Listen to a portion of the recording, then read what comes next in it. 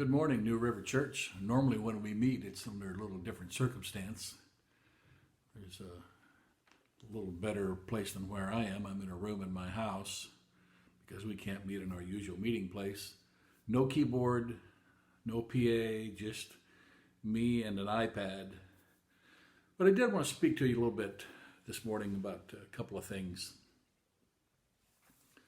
One is Jesus said, "Let not your heart be troubled," which means you have control over the mood you have, over the spirit you have, over how you're going to feel about things. So often we're governed by our own feelings rather than by what we know.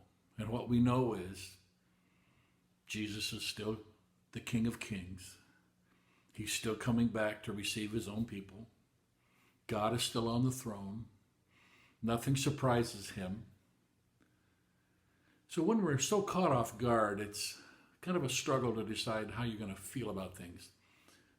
When I think it was the governor of California said over half of our population in the next couple of months is going to contract this virus.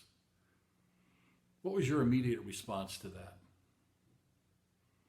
Mine was, that doesn't include me. I'm not getting that. Now, number one, I'm going to take all the precautions I can. But number two, I believe God watches over me. I am invincible until God is finished with me.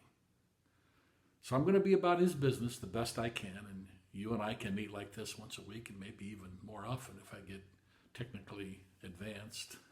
It's quite a challenge to get set up to do all this. But that being said, I just am encouraged. No, I don't like the way things are going. I don't like the government telling me when we can meet and when we can't. But I understand their reasons, and it's for the good of society. And after all, the church is supposed to be making the society better. And we can do a little part in this, at least for a little while, to try to let things settle down and for people to get back to normal in these cases. This disease, this thing dries up, goes away. I don't know if we'll ever be normal again, but we can certainly look forward to a better day. And of course, the better of all the better days is the day when we see him. So don't be upset, don't be troubled. You have control over that. Don't let your heart, that inner part of you, don't let it be troubled. Choose to not be troubled. So when he said that, I first felt, well, kind of helpless. And then I thought, but I'm not hopeless. I know the one who holds me. I may not know all about tomorrow, but I know the one who holds tomorrow. And you and I know that he's in charge of everything. So it may be futile, but I'm not faithless. I believe that God is faithful and that he will sustain us who trust and depend on him. That's not cavalier. I don't want anybody to think, oh, you can go about your business as normal and you're not going to be bothered because you're a Christian. No, use wisdom. Don't be presumptuous. Take all the precautions you can, but trust in God.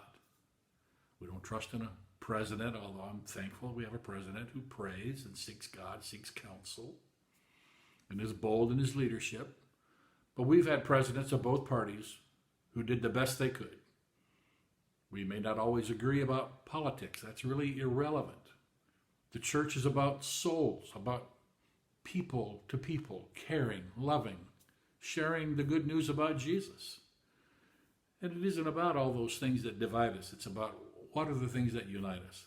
We have a common enemy, the devil, who wants our soul. We battle three things: the world, the flesh, and the devil. And Jesus came to conquer those, but he gave us an assignment to do battle against the devil and to war against our own flesh and against the world. But he lives in us.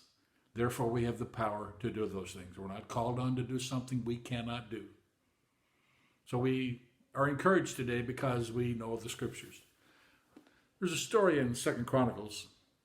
You may be familiar with it.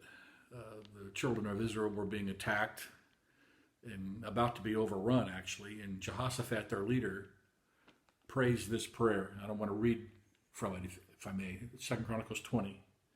In the latter part of verse 12, he said, We have no power against this great multitude that is coming against us, nor do we know what to do. But our eyes are upon you. That's our situation right now, isn't it? Eternal truths are, by definition, timeless. We're overpowered. We have no power against it, this virus. We don't know what to do, so we look to Jesus. Our eyes are on him. Lord, would you keep us today, protect us, guide us, comfort us, and may we in turn be a comfort to somebody else. Maybe they're fearful, maybe they're struggling, maybe they need something practical. Maybe we could share toilet paper, I don't know. Find a way to be a blessing to somebody. So Lord, be with us, help us, encourage us, down deeply, where we're not pushed by our circumstances externally, but we just choose to be at peace, our heart not troubled. Now may the peace of God be with you on this Sunday. God bless you, everyone. Thanks for tuning in.